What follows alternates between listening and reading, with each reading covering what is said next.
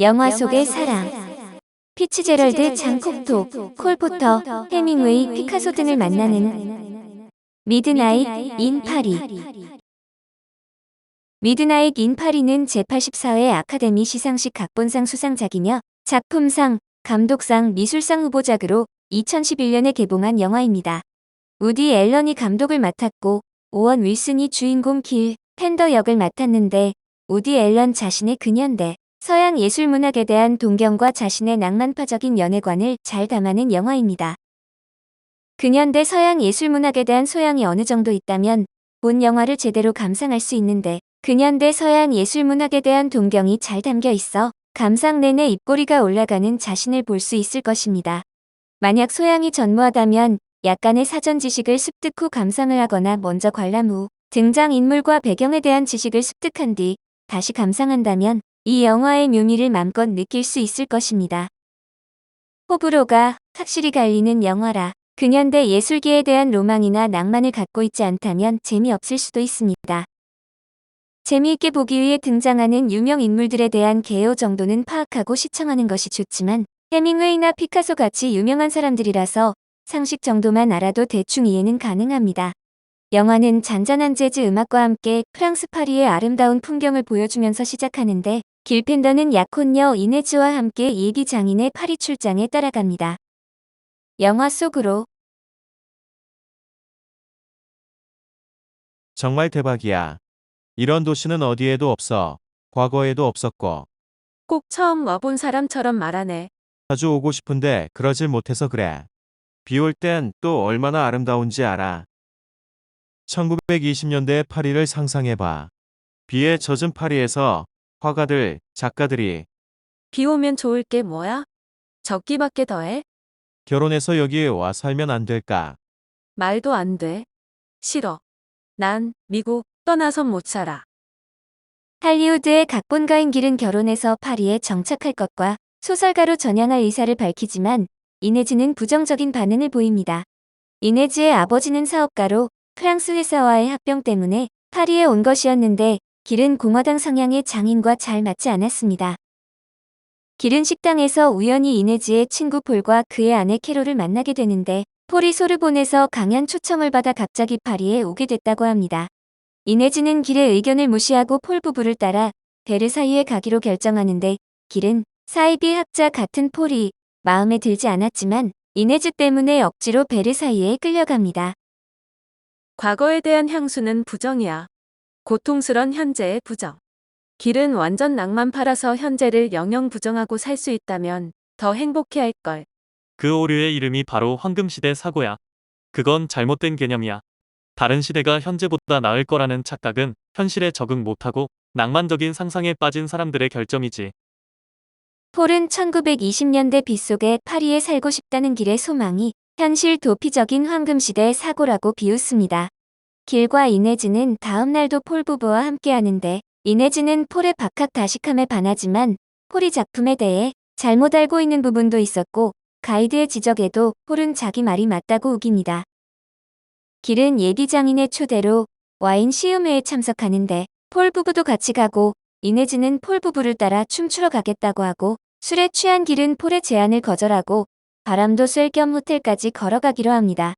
그러나 길은 호텔로 가던 중 길을 잃게 되는데, 어딘지 모를 계단에 앉아 쉬던 중에 자정을 알리는 종소리가 울리고 오래된 푸조 차량이 길 앞에 멈춰섭니다. 얼떨결에 차에 올라탄 길은 파티에 가는데, 길은 그곳에서 스콧 피츠제럴드와 그의 아내 제일다를 만나게 됩니다. 프랜시스 스콧 피츠제럴드는 미국의 소설가로 어니스트 해밍웨이, 윌리엄 포크너와 함께 잃어버린 세대를 대표하는 작가 중 한 명인데, 대표 작품은 위대한 개츠비입니다.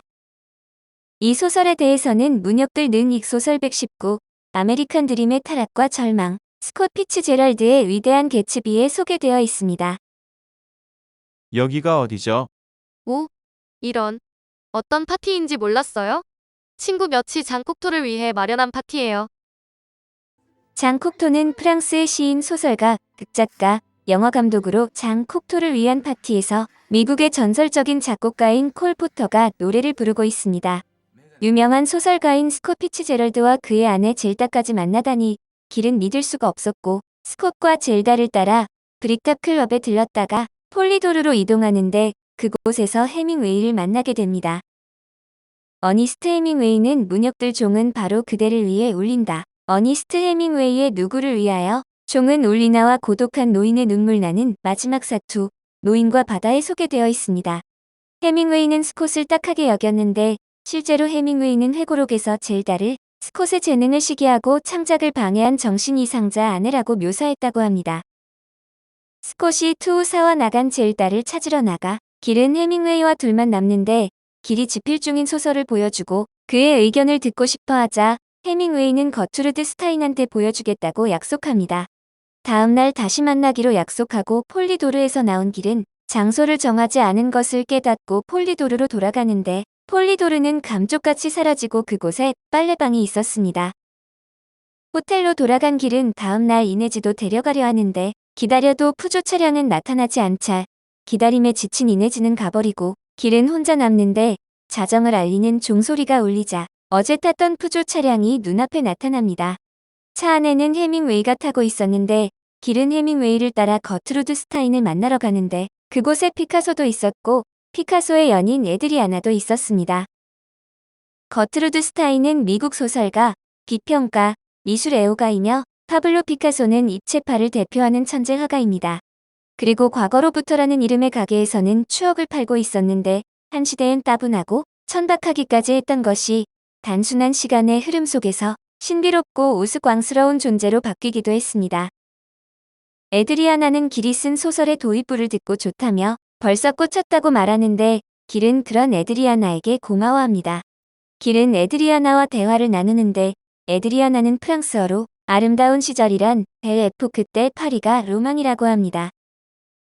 벨 에포크는 유럽사 시대 구분으로 프랑스어로 아름다운 시절이란 뜻인데 보통 19세기 말부터 제1차 세계대전 발발 전까지 전 유럽이 평화를 누리며 경제, 문화가 급속하게 발전한 태평성대를 뜻합니다. 샤넬한테 배우러 왔는데 파리와 사랑에 빠졌죠. 그리고 뭔가에 빠진 듯한 검은 눈의 유택의 이태리 화가와도 아메데오에겐 딴 여자가 있었지만 함께 살자는데 거절할 수 없었죠. 아름다운 6개월이었어요. 에드리아나는 코코 샤넬에게 의상 디자인을 배우러 파리에 왔는데 모딜리아니와 동거하다 헤어지고 브라크를 만났다고 하는데 모딜리아니는 이탈리아의 화가, 조각가, 브라크는 프랑스의 화가입니다. 하지만 브라크에겐 여러 여자가 있었고 에드리아나는 그 후 피카소를 만났는데 피카소는 가정이 있는 유부남이었습니다. 다음날 예비장모를 따라 이네즈와 함께 벼룩시장에 간 길은 콜포터의 노래가 들리자 반가운 마음에 그곳으로 가보는데 턴테이블에서 노래가 흘러나오고 있었습니다. 콜포터의 노래를 감상하고 있을 때 이네즈가 폴 부부를 만나러 가자고 해서 길과 이네즈는 폴 부부를 따라 특별 전시회를 보러 가는데 폴의 박학다식함에 빠진 이네즈는 번번이 길의 의견을 무시했습니다.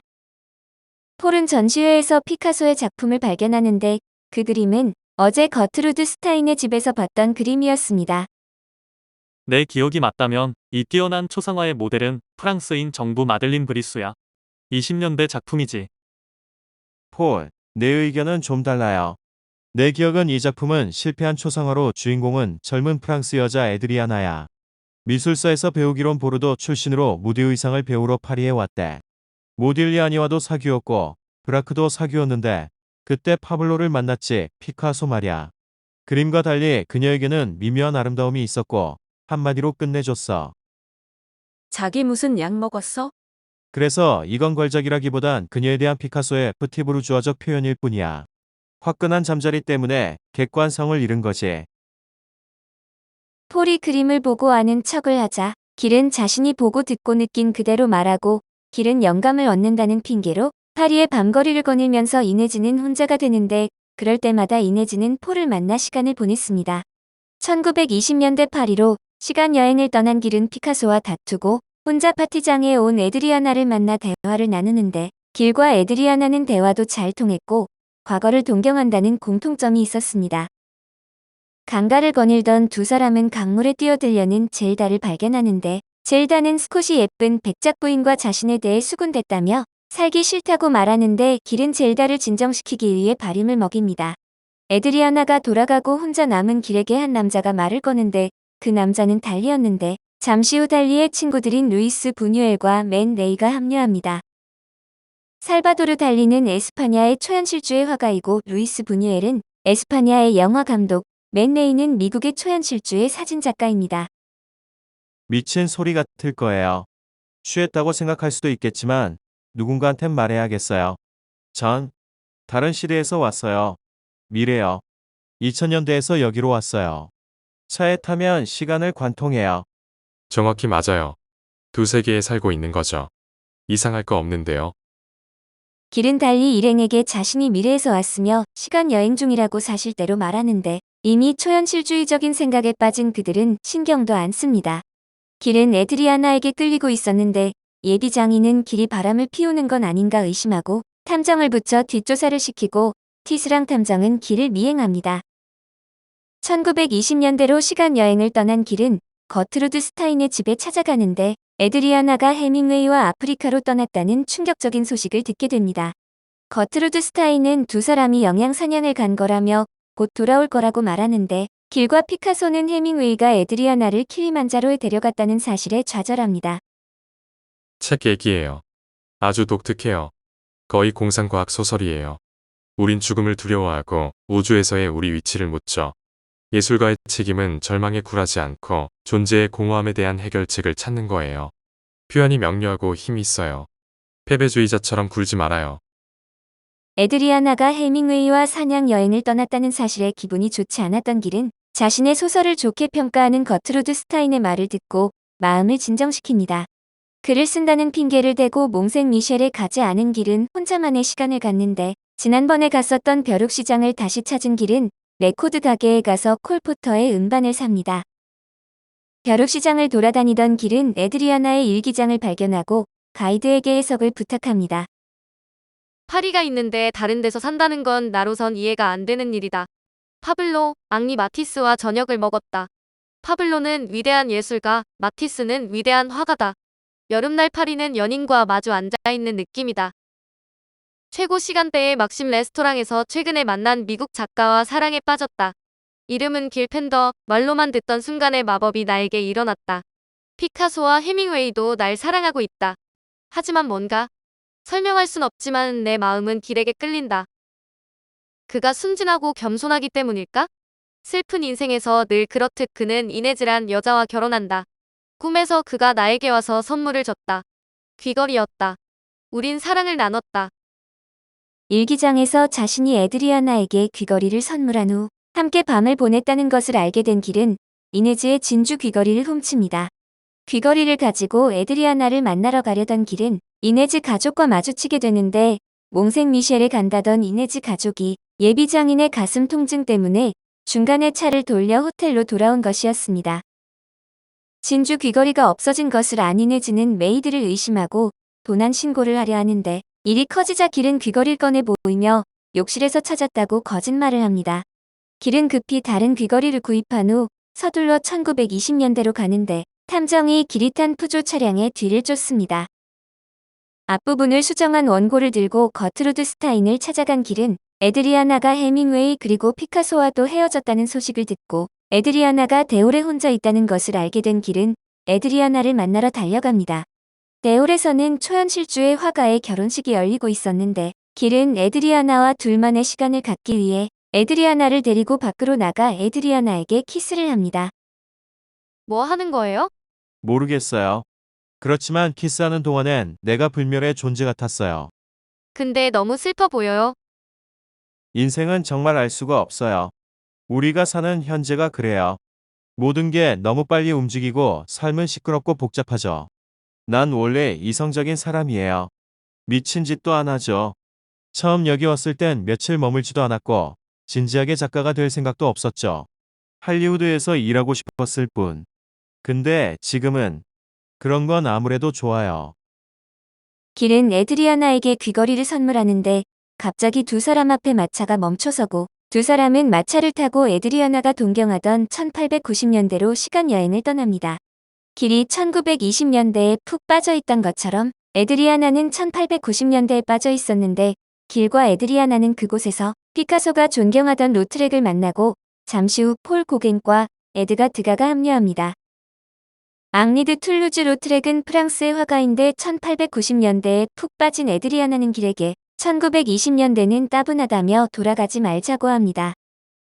우리가 1890년대에 온 것처럼 난 20년대에 들른 거예요. 나도 당신처럼 현재를 벗어나 황금기로 가고 싶었어요. 설마 20년대를 황금기로 생각하는 건 아니죠? 나한텐 그래요. 난 20년대에 살지만 황금기는 베레포크예요.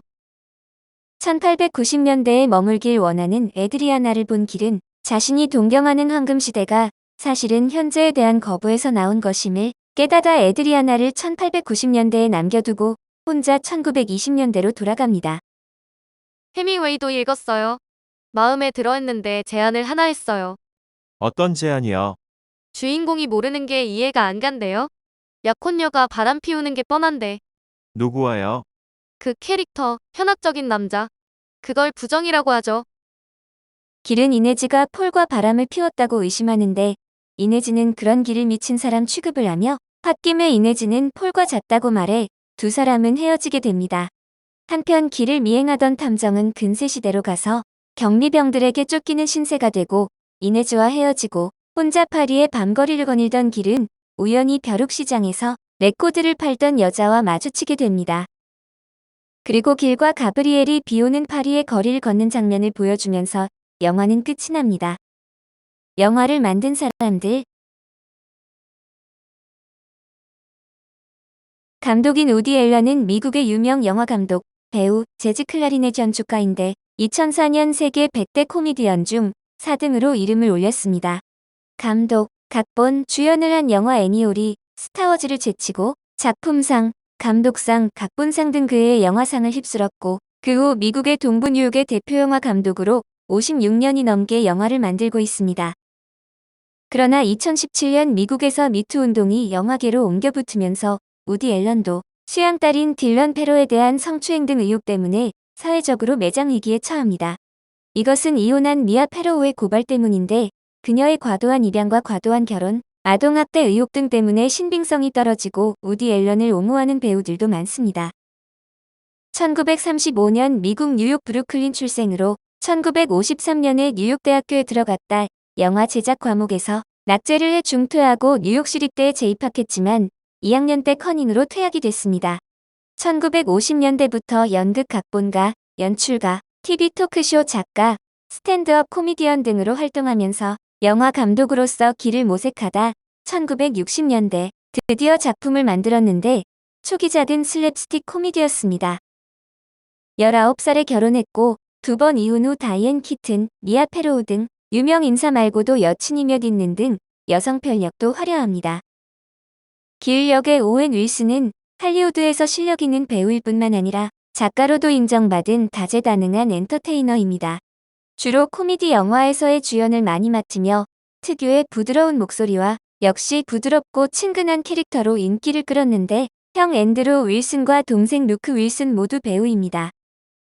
원래 배우가 될 생각은 없었고 글쓰기를 좋아했으나 대학 동기이자 룸메이트였던 웨스 앤더슨과 공동으로 각본을 쓰고 동생 루크 윌슨과 주연을 맡은 바틀 로켓으로 데뷔 후 배우로 활동 중입니다. 데뷔 초 아나콘다, 아마겟돈 등의 액션 영화에서 조연을 맡아 이름을 알렸고 2000년 성룡과 함께한 상하이 눈이 흥행 대박을 터뜨리며 흥행 배우가 되었습니다.